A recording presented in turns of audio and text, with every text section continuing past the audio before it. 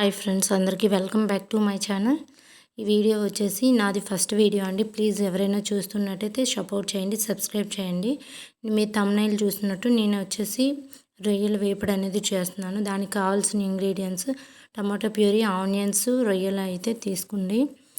మన ఇంటికాడ ఉన్న కేవలం కొన్ని వస్తువులతోనే ఎంతో రుచికరమైన రెస్టారెంట్ స్టైలు రొయ్యల వేపుడు అయితే చేసుకోవచ్చు. ముందుగా కడాయి పెట్టుకొని ఒక 3 టేబుల్ స్పూన్లు అనేది నెయ్యి వేసుకోండి. వేసుకున్న తర్వాత ఒక పచ్చిమిర్చి, దాల్చిన చెక్క వేసుకొని అవి కొంచెం వేగినాక ఆనియన్ అనేది వేసుకోండి. ఆనియన్ అనేది గోల్డెన్ బ్రౌన్ వచ్చేంత వరకు వేపుకొని అప్పుడే తయారు చేసి పెట్టుకున్న అల్లం వెల్లుల్లి పేస్ట్ అయితే వేయండి. టేస్ట్ అయితే సూపర్ ఉంటుంది.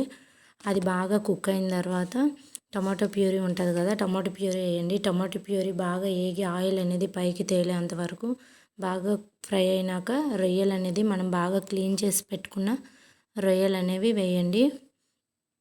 వేసి మంచిగా కలపండి.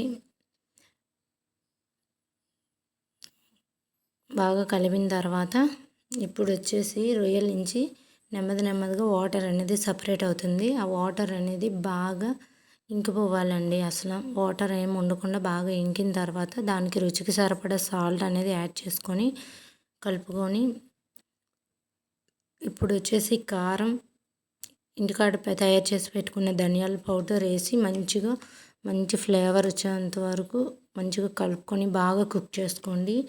ఈ రొయ్యల వేపుడు అయితే చాలా టేస్టీగా ఉంటుంది. దీనికి ఎక్కువ ఇంగ్రీడియంట్స్ కూడా అవసరం లేదు. ఇలాంటి సింపుల్ అండ్ టేస్టీ రెసిపీస్ కోసం మన విఎన్సి వ్లాగ్స్ అయితే సబ్స్క్రైబ్ చేసుకోండి. ఓకేనా? ఇంకా రొయ్యలు గోంగూర కూడా కావాలి అనుకుంటే కామెంట్ చేయండి. సూపర్ అయితే వచ్చాయి. రొయ్యలు బాగా కుక్ అయినాయండి.